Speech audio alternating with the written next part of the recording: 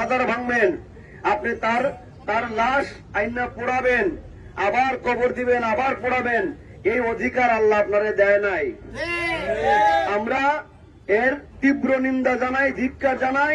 মাজার কিন্তু শত শত বছর ধরে বাংলাদেশে আছে না? কিন্তু যারা মাজার ভাঙার চেষ্টা করছে এরা কিন্তু নাই। এরা আইসে আর গেছে, কেউ তারা মনে রাখে না, মনে করছেও না।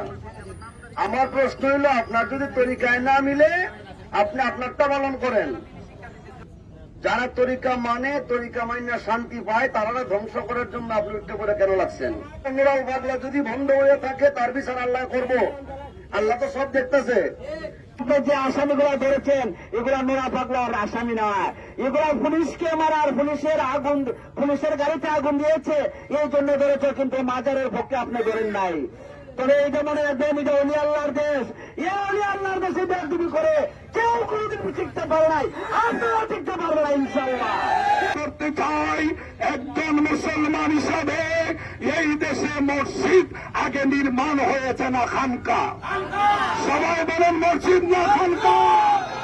আমরা এই দেশে লক্ষ লক্ষ 100-এর মধ্যে 80% সুন্নি মুসলমান, আল্লাহর ওলিদের ভক্ত।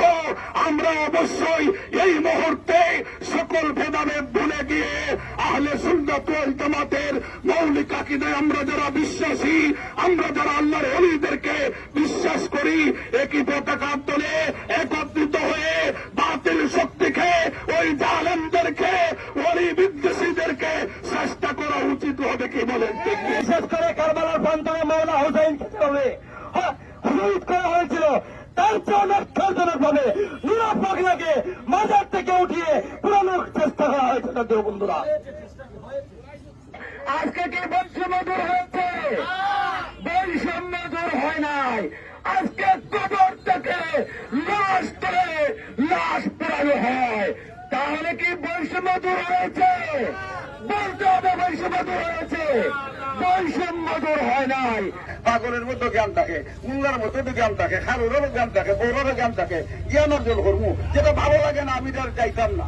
এই হিংসটা কেন, এই দানবীয় কার্যকলাপ কেন, এটা আমি ধিক্কার জানাই।